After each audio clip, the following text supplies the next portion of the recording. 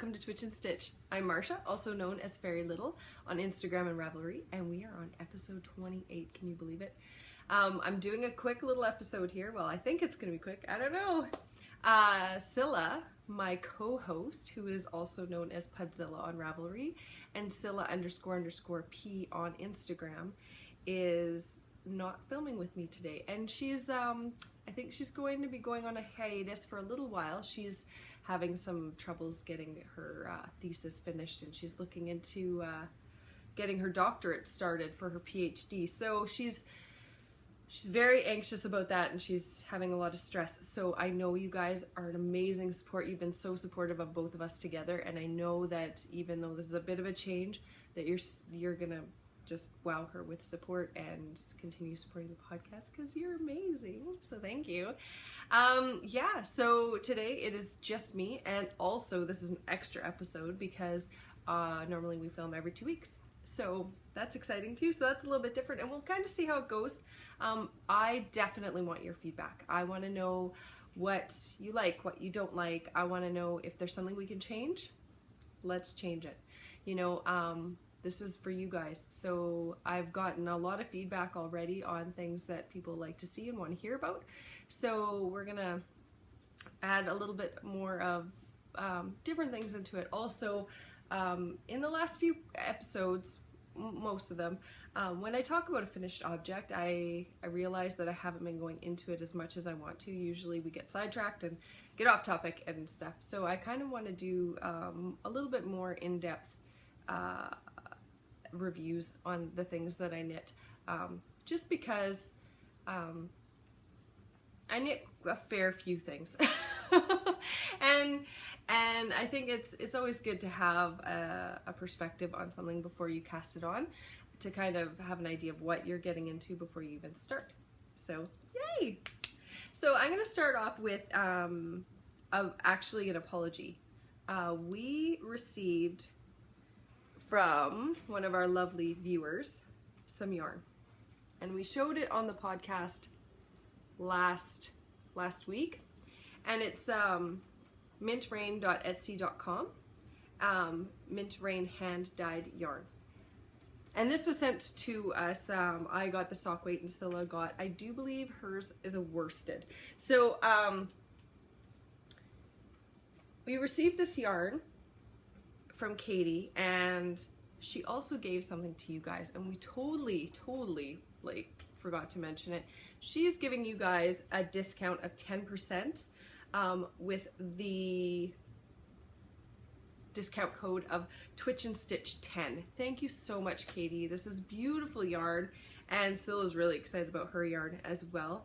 And I really apologize from the bottom of my heart that we forgot to put that in last episode. And that's also part of the reason I wanted to do an extra episode, so that I could get that that coupon code out to you guys as quickly as possible. It's already in the episode thread from last week, but I wanted to announce it to you guys as well and put it down here or up here. I don't know. Yeah, so thank you very much. We really appreciate it. I have been knitting monogamously over the last week. I actually cast some socks on, which I started probably right after the last episode, and it is going very well. It's a new to me yarn that was sent to me to try out. It's from Kramer Yarns, and it's Sock on Sock. It's 44% cotton, 43% acrylic, and 13% nylon.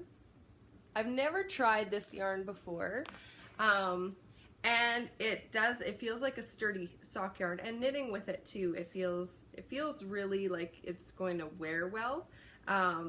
It's not a soft yarn. It is definitely, it feels more workhorse-ish than fluffy. So I would definitely want this for socks. I'm really liking the color. It's like a purple and a shade of pink almost, and it's a little bit barber poled in this one. And this, I don't know if it's Loganberry is the colorway, and it's from Spun in Nazareth, Pennsylvania, USA, and it comes in 100 grams approximately 430 yards. So this is enough to do 2 socks. And Kramer Yarns has been around for, I think, 100 years or so, just over maybe. And this yarn is really, it's coming out to a dense fabric. I am using size 2 millimeter. I've gone down since my Sockathon knitting days. 2 millimeter. Can you see it? Yes. Okay. So I've gone down a needle size, and I really, really like it. It's coming out to a dense sock, and it's a really good option for people who are sensitive to like wool or alpaca or that sort of thing. And yeah, I'm really enjoying it, and I'll just let you know how it knits up and what I think of it after. So yeah, I posted a picture on Instagram, and the Kramer Yarns asked if they could repost, so that was pretty cool. I like that. So I cast this on and got to right around where I want to put the heel in. I'm going to be putting the heel in pretty quickly, and I'm going to be doing, it's just, so it's a 2x2 rib, 64 stitches, and on 2.0 millimeters. And it's, I'm going to be doing the Fish Lips Kiss heel, because I'm really enjoying that one, and it's super quick, so I'm really liking that. And I just got the bug to cast on another pair of socks, and then I got the bug to cast on another sweater. So I've been knitting monogamously on this sweater. I guess it's 5 days now? 6 days. 6 days, I want to say. Cast it off this morning and woven all of the ends, and it's out of interweave knits. I'm finding all of the sweater patterns because I really want to knit a lot of sweaters this year. I think I said 15 on the last one, on the last episode. So I'm really trying to do that, not just sweaters, but tops. And so it's not going to be all long sleeve sweaters. I'm going to, it's this area, torso area, without it being a shawl. Shawls don't count for me for this. And I know that this isn't a how fast can you knit contest. I understand, but this is just how quick I knit. And it's just what I like. It doesn't have to be what you like. It's just what I do. And this is the Coldfield pullover. And it is by Megan Babin, who is the new person. Just hang on a second. I will read it. She's a new editor. Why can't I think of the word editor? Okay, the new editor of Interweaves Designs, and it's in the Interweaves Knits. This is the Winter 2016 catalog or magazine. And I've just been trying to find patterns. I'm trying to use Stash, and I'm trying to find patterns that are that I already have. I'm not looking to go out and purchase a bunch of patterns. I really want to knit with Stash, and I kind of have this idea in the back of my head where I'd like my stash to be next year. I am whittling it down, which I'm really, really happy about. I don't want to have such a big stash, so my goal is to get it knit up, essentially. One question I have though is I have some yarn from different projects that I've done. It's just like the last 1, 2, 3, 5 skeins of something. That isn't necessarily enough to do a sweater. And I'm thinking that maybe if there's somebody out there who's interested in maybe trading some kinds of yarn, that would be awesome, because it's something I've already knit with. So, you know, I've got extra. I don't know. If you're interested, let me know. Okay, so this is it. It has, I'm going to not give the pattern away. It is a textured pattern. What I have to say though is I do not like to knit top-down sweaters. It's fine for other people. If you love it, awesome. I've just noticed, and I've been thinking about it over the last couple days. Just a second. Over the last couple days that I don't enjoy a top-down sweater, and there's a few reasons. This sweater, all of my projects that are on the needles that are tops that are languishing are top-down. And I was thinking about that. I'm like, why is that? Why? And for me, I don't enjoy that I'm starting small and getting bigger, and then there's this massive amount of stitches and it takes forever to do a row, and all of the shaping that goes into this area. I love the shaping when it's done, and this, I wanted the finished object. It was all about the finished object for me. But I have such a hard time following a pattern anyway.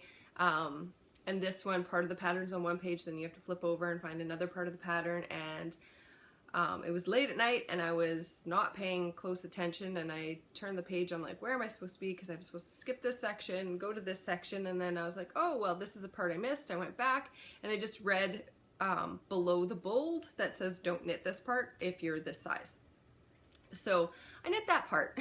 And it's gonna come out with blocking, but I did too many increases in this area in a short period of time. So there's a couple little bulges that you can't really see right now, and it will block out, I think, but I had to change the pattern, how I was knitting it a little bit, so that it actually got to the amount of stitches I needed at the same point it would have had I not increased at such a rapid pace right here. So that was the first of it. And there's a section, the stitch is a 2-row repeat, and it's supposed to line up kind of with the collar. And in the second part of where you start into the stitches for I do believe it's the back, it starts at the opposite of what the collar is actually doing. And I was like, okay, I'll follow the pattern and just do that. And I got this much knit in there's a short row section, so got about that much knit in the short row section, and I was really not liking it. And I have never spent so much time on a project knitting backwards or tinking back. I ended up dropping down from about here. I dropped down every single row to change it to the direction I wanted it to go, every single row. And I was so frustrated. I was like, I could just rip this out. And then I was like, I'm more stubborn than that. It's going on and I could do this. I wanted the finished object, so I persevered. I fixed that, and I was like, the first night I backwards knit as much as I forwards knit. It was ridiculous. And I was so very not happy at that moment. I even, I messaged the designer and I said, hey, is this how it's supposed to be? Because it doesn't feel as intuitive.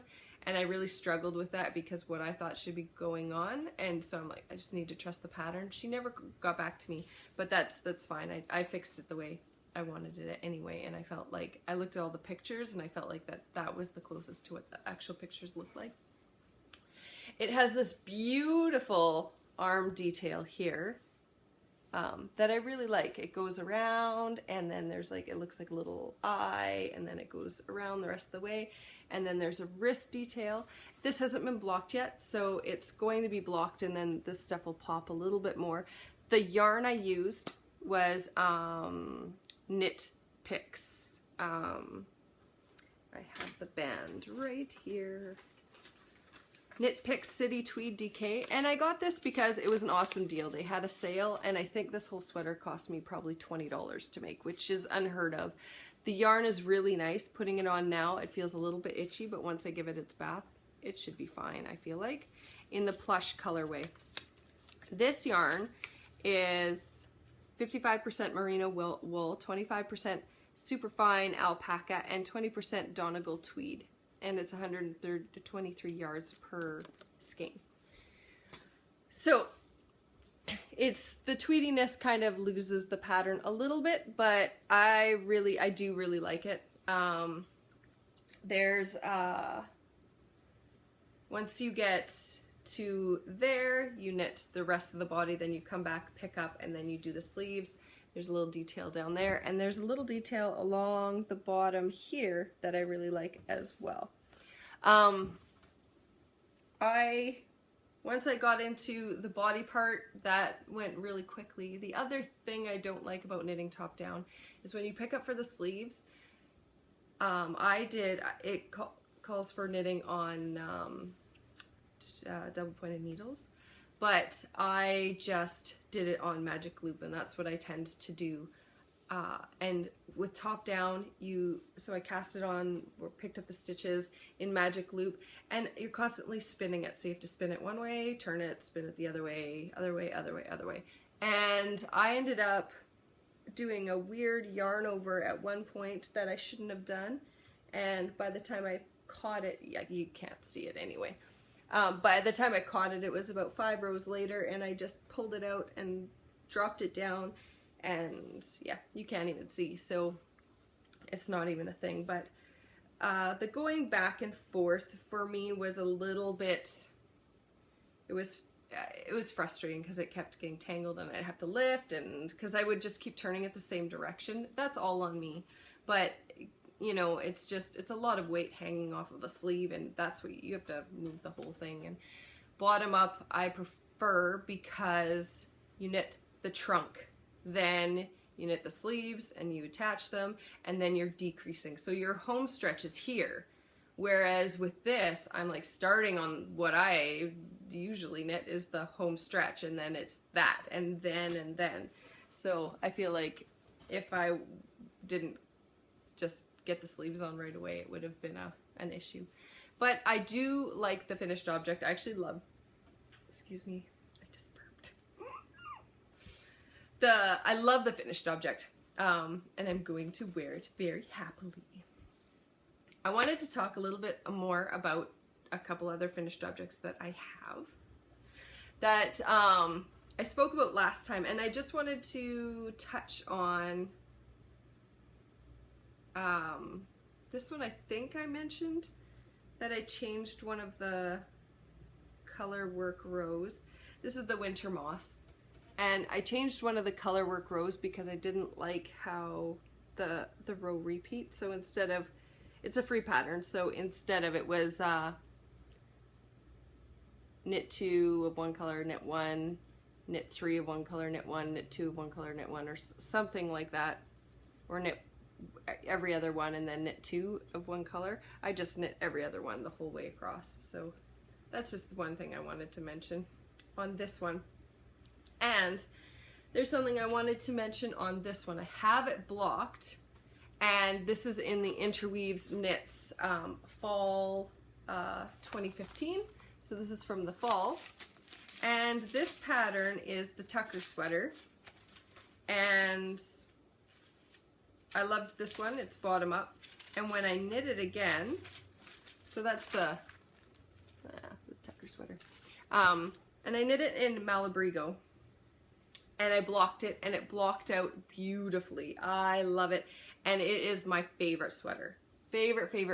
It is soft.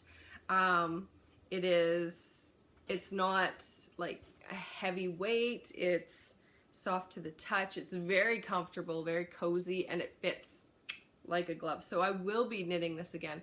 But one thing I wanted to say is I did make a mistake in the cabling.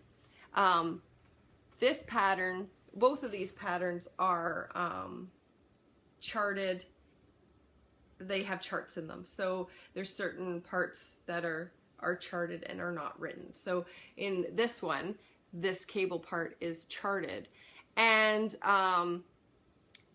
there's 3 different like stitch definitions that they look fairly similar, but they are different, and I missed one of them. I just assumed it was, that's what gets me in so much trouble. I just assume all the things, but I assumed that it was one of the previous stitches, and it wasn't. It still turned out fine. It was still, the idea was there, but the next time I knit this, because I am going to knit it again, I will color coordinate the different stitches to the chart. So I'll just pencil crayon it in so that I know when I hit a certain one of them which one it is, so that I don't get lost in the abyss of all of the things. So now I've got this off the needles. So that is 1, 2, 3, 4 sweaters off the needles this year. So 35 pairs of socks off the needles and 4 sweaters. Yay! I can't even believe it. I cannot believe it. Blows me away. You guys are awesome, by the way. You're still here. Okay, another thing I'm going to be doing, because I've knit a few sweaters in the past and I have some Barocco vintage left over. I keep it in bags, so I'm going to just dump this out. So I've got enough Barocco vintage here for a sweater. So I've got some purple. Yeah, they're just numbered colorways, so I'm just going to show you. So I've got some purple, and I've got black, and I've got this, it's a bluish, it's like a muted bluish color that I love. This is one of my favorite colors, and I'd love an entire sweater with this. And then I have some like pinkish purple. It's not like dark purple, it's kind of, yeah. It's coming up pinker there than it is in real life, but so I've got those 4, and then I've got this color. So I've got all of these colors, and I have enough here for a sweater, including this extra purple. So I'm thinking about doing a striped sweater or a striped cardigan. I might just take like, just kind of make up my own recipe, I guess. And do a striped sweater and then just steek it, and then do a band and add a zipper, probably is kind of what I'm thinking. If you have any suggestions of any patterns that use 1, 2, 3, 4, 5 different colors, but a little bit more of one color than the others, let me know. I've been scouring Ravelry for a pattern. I'm kind of hoping for a free pattern, but I'm open. So also we are doing a knit along in July 1st, which is Canada Day, to September 30th, and it's a Canadian knit along, and I have found a pattern that I really like, and I think it's going to be the one that I cast on, and I'll put the information for it down here. It is a maple leaf. It's gorgeous, gorgeous, gorgeous, and on the Canadian flag is the maple leaf. So it's beautiful. The shawl is stunning. It's $9 Canadian, I want to say, and so I haven't purchased it yet because it's on the kind of the back burner. As it gets closer, that's the one that I'll purchase, and I will knit that one up, and I'm super excited because I saw it on the Two Tangled Skeins when Carrie was on there and she knit it, and so it's always kind of been in the back of my mind that that's something I want to knit. And I also want to knit it in a Canadian wool or yarn, and I'm looking at Sweet Georgia right now because I have some that is like browns and burnt oranges that I think would look really pretty in that, and I'd need 2 skeins because it calls for, I think, 900 yards, 800, 900 yards. So so we'd need 2 skeins of that, and so I'm excited about that. That's going to be cast on. I also found a pattern by Drops Fable that is a colorwork sweater that I'm going to be knitting in the fall for the colorwork along that I will be doing with Katie of Inside Number 23. So that's going to be coming, and I'll put the information for that down here as well. I wanted to say thank you. I know that we haven't, I feel like we haven't taken the time we need to say thank you to different podcasters for mentioning us, and we really, really appreciate it. And, you know, that's how we get our names out. So really appreciate that you guys are talking about us. The Spicy Homemaker just talked about us recently. Two Tangled Skeins has mentioned us in their thread for the Canadian Knit Along. My ham's done. Just give me a second. So I don't feel like we've taken enough time to thank different people for speaking about us on their podcast, etc. And one of the people who, she started podcasting before we started our podcast. I think she started in the fall, and then we started in the winter. And she has been such an amazing support for us. She is always encouraging. She sent us some very beautiful, thoughtful packages. And she always makes a point of telling me when she's watching our episode. And then she always goes into the episode thread and tells us what she liked, has conversation with us, and is just like completely supportive. And she also talks about like my designs on her podcast, and like she's just been really supportive. And it's Melinda, who is Yarnder Woman, and she has the Yarnder Woman podcast, and I love it. She is so sweet. She doesn't just knit like the straight run-of-the-mill thing. She knits for kids as well, and she knits like little whimsical things as well, which I really love. And she's just a massive support for us. So I wanted to say thank you, Melinda, for being so supportive. It's awesome, and we love you. And I also wanted to throw out one more thank you, and that is to Barbara, who is Knitting I Love. She did an amazing review of my Narita Express shawl that I just designed, and it's out there for free until September 1st.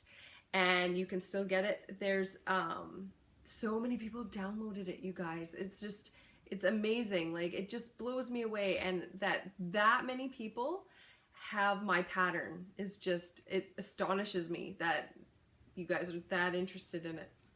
And I just want to say thank you to you guys as well. If you haven't taken the time to go watch Knitting I Love, her energy's amazing, and that review of the Narita Express is just, it's awesome, because I can't even, like, I designed it and I couldn't even come up with something as wonderful as that, and I'm just blown away. It was just beautiful. Thank you so much. Also, I wanted to just throw out there, because every once in a while we get like a wave of new subscribers, and if you are a new subscriber, thank you so much for subscribing, and if you are a consistent subscriber, thank you very much. We appreciate all of the subscribers. I feel like this is a lot of housekeeping this episode. I think it's probably good for a transition, I guess. But one thing I would like to know is, where are you guys hearing about us? Like, I want to go and say thank you to whoever you're hearing about us from. And I'm really trying to catch up on all of the podcasts. Whenever somebody is a new follower on Instagram, I go to their page and I take a look, and if they have a podcast, I make a note of it, and I go back and watch it later. And it took me a while to watch Penguin Soup, and it took me a while to watch Pin Feathers and Pearls and Inside Number 23, but I'm watching those ones now, and they're excellent. But I want to know as well, where are you guys hearing about me? And also, if you could, like, if you're buying yarn and from an indie dyer, in the note, let them know where you heard from them from, because I think that's important, that that we all know where it's coming from, because, you know, if I'm using an indie dyed yarn and you've never heard of it before and you go and purchase that yarn, I think it's really good to, like, let that indie dyer know, hey, I heard about you on the Bakery Bears podcast or Twitch and Stitch, or, you know, like, you purchase a new pattern, send a note to the designer saying, hey, I heard about you from, and it's just like, just to find out, because it's very curious to me. I want to make sure that if somebody is talking about us and you're here because of them, I want to make sure that I'm thanking them, because you wouldn't be here if you hadn't heard about us from somebody. So I just totally an aside, but I think that would be really cool if we could do that, and I'm trying to do that more as well. And I have had some people, this is where it came from, is somebody contacted me and said, hey, I'm here and I heard from you about you from this person over here, and I'm just like, that's amazing, so thank you. And yeah, I'm really going to be trying going forward to make sure that I'm thanking everybody enough. And I wanted to let you guys know, because I haven't really talked about it, is I had a major fall last year, and coming home from Ireland, and I hurt my knees, and I had to have an MRI, and I think I kind of left it hanging at that. So I wanted to talk about that quickly and let you guys know that I don't need surgery. I'm super happy about that. I'm really excited actually that I don't have to have surgery, and that it's just exercise that I need to do. I need to sit on a bike, and I need to lower the seat way down, and I need to pedal and just work the inside muscles in my leg, because I did bodybuilding for a while and I built up the muscles on the outside of my thighs, and those muscles have taken over, and now my kneecaps aren't tracking properly, so I have arthritis in my knees. But if I can develop the muscles on the inside of my thighs, then my kneecaps will track properly and that arthritis will go away. So I had a few questions, and some people concerned in January when I was doing the knit-a-thon with Mina, where we both knit 35 pairs of socks. And I have to say, when I first started knitting, it's very different from how I finished off knitting. When I first started knitting, within the first day, my wrists were so sore, and I just was like, oh, this is going to kill my hands. But I want everybody to know that by the time I was done the knit-a-thon, I was in absolutely no pain ever, and it was amazing. And one of the things I got a private message on was my stretches that I do. Now, I'm not a doctor, but my doctor did show me which stretches I should do for my tendonitis, and I just want to share those with you guys quickly, because as knitters we need to take care of our parts or we won't be knitting for forever, and that's my goal, is to just knit forever.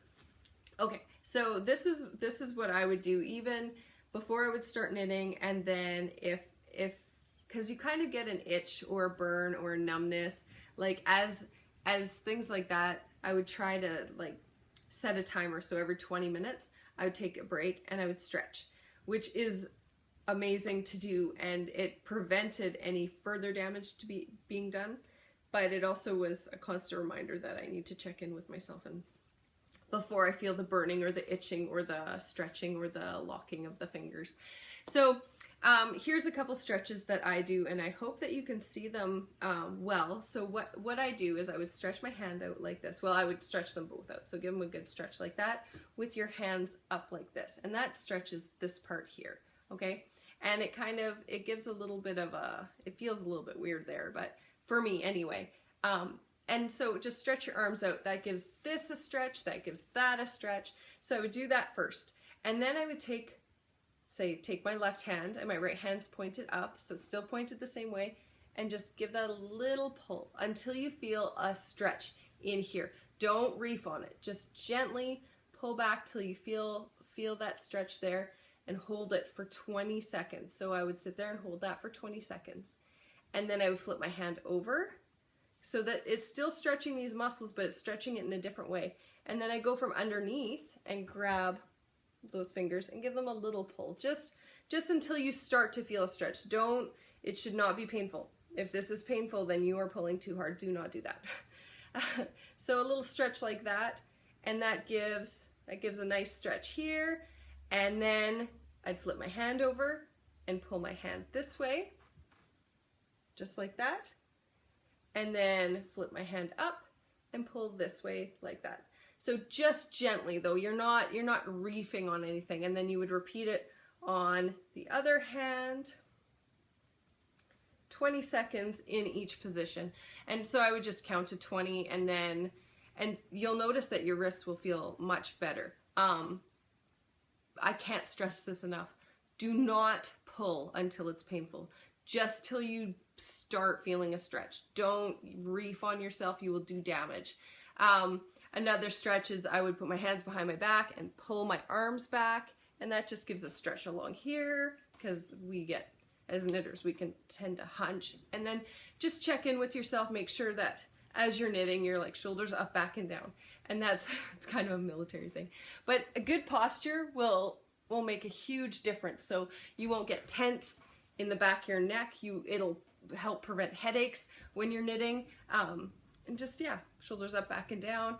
And remember to stretch. And did me a world of good, and so I thought I might just share that with you. I didn't know if I was going to do like a separate little video or whatever, but I thought I'd just throw it in here because it was a good opportunity.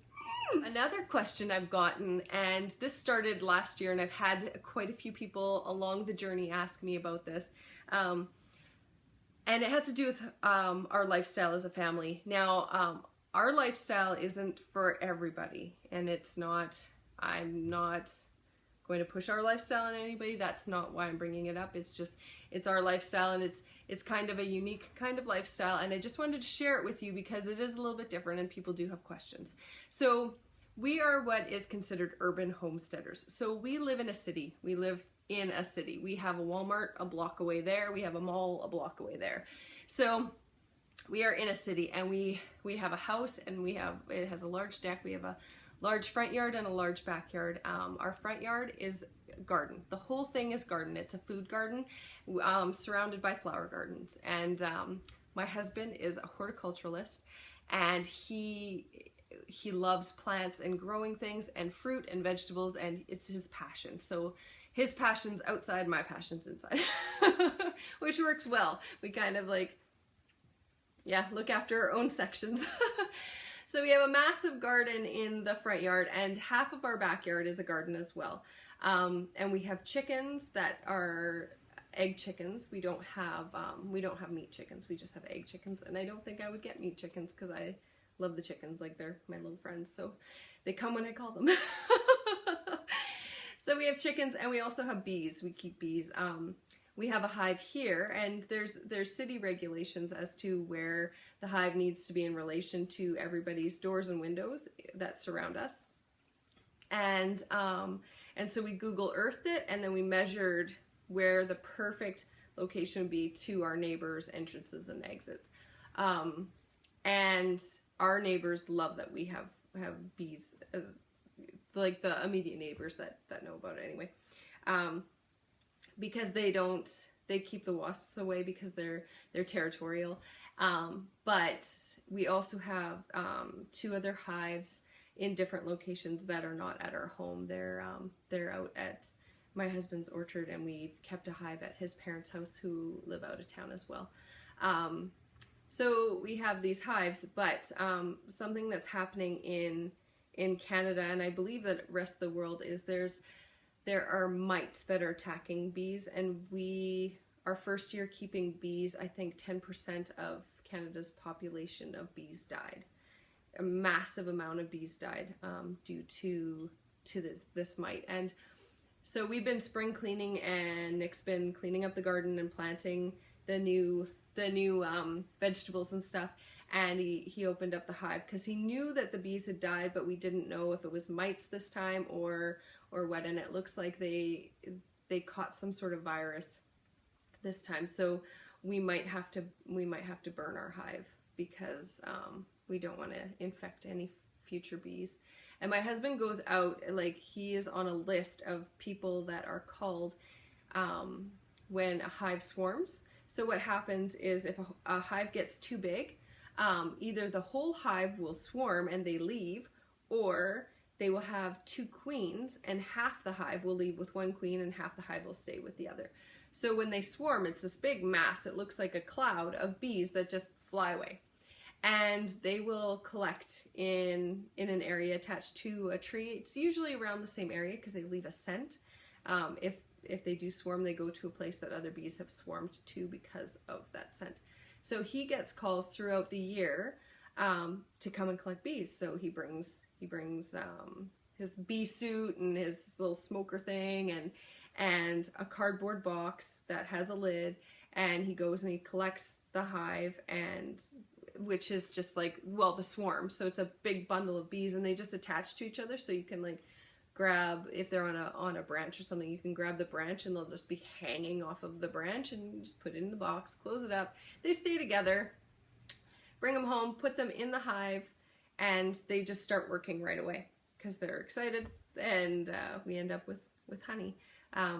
Only one of our hives gave us honey this past year, because it was strong enough to. If they're not strong enough, we just leave the honey for them, and just to try to build up their strength, because if there's die-off, then, you know, we don't want it to be because they're weak. But one of the things that is causing bees to become weaker is the use of Roundup in yards and stuff. So the use of Roundup doesn't only get rid of weeds, it affects bees, because when people spray Roundup on like dandelions or whatever, the bees will go into them and try to get nectar, and they're also getting the toxins from Roundup. So that is my public service announcement for the world. Please stop using Roundup. And yeah, so that's a little bit about our urban homesteading. If you guys are interested in hearing more about urban homesteading, just let me know, and I will maybe make that a thing. If you're not interested, then let me know you're not interested. I can't fix something if I don't know it's broken. So yeah, so if you enjoyed the podcast, then give it a big thumbs up. If you didn't enjoy the podcast, get a hold of me. Let me know what it is I can change, and maybe next time I'll get a thumbs up from you too. Thank you so much for spending the last 45 minutes to an hour with me, and I appreciate all of you, and I would love to hear feedback. So if you can just get a hold of me and let me know what you like, what you don't like, and I will I'll do my best for you guys. And thank you again for subscribing, and join our Ravelry group. The link will be below. And have a very great Easter if you're watching this before Easter. If you're watching this after Easter, I hope you had a good week off. We've been having spring break here, so there's been a lot of knitting, because there's been a lot of time for knitting. And yeah, I hope you have a great weekend, and I hope you like that I got an extra podcast up, and I will see you guys next week. Till next time.